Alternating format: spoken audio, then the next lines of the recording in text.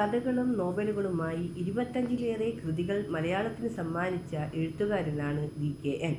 ഇദ്ദേഹത്തിൻ്റെ ഹാസ്യരചനകൾ മലയാളികളെ ചിരിപ്പിക്കുകയും ചിന്തിപ്പിക്കുകയും ചെയ്യുന്നു.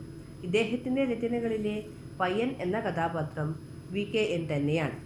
പയ്യൻ, പയ്യൻ്റെ കാലം, പയ്യൻ്റെ സമരം, പയ്യൻ്റെ യാത്രകൾ, പയ്യൻ്റെ ഡയറി, പയ്യൻ്റെ രാജാവ് തുടങ്ങിയവ അത്തരം രചനകളാണ്.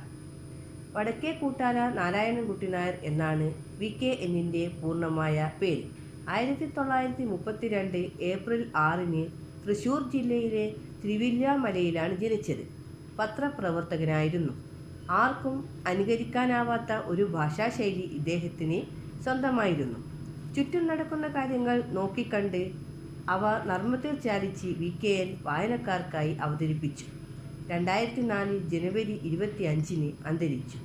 അസുരവാണി, ആരോഹണം, ജനറൽ ചാത്തൻസ്, സിൻഡിക്കേറ്റ്, പിതാമഹൻ, അധികാരം, അനന്തരം, പയ്യൻ്റെ രാജാവ് തുടങ്ങിയവ വി.കെ.എൻ. രചിച്ച നോവലുകളാണ്. പയ്യൻ കഥകൾ, മാനാഞ്ചിറ ടെസ്റ്റ്, പയ്യൻ്റെ ഡയറി, പയ്യൻ്റെ യാത്രകൾ, അതികായൻ, പയ്യൻ്റെ കാലം, ചാത്തൻസ്, കുഞ്ഞൻ മേനോൻ, വി.കെ.എൻ. കഥകൾ, കാലഘട്ടത്തിലെ പയ്യൻ, സർ ചാത്തുവിൻ്റെ റൂളിംഗ് തുടങ്ങിയവ കഥാസമാഹാരങ്ങളാണ്. ആരോഹണം എന്ന നോവൽ 1969-ലെ കേരള സാഹിത്യ അക്കാദമി അവാർഡിന് അർഹമായി.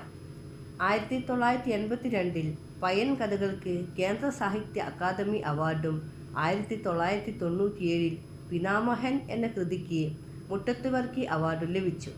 മലയാള സാഹിത്യത്തിലെ സമഗ്ര സംഭാവന കണക്കിലെടുത്ത് 1978-ൽ എം.പി. പോൾ അവാർഡ് വി.കെ.എന്നിനാണ് നൽകിയത്.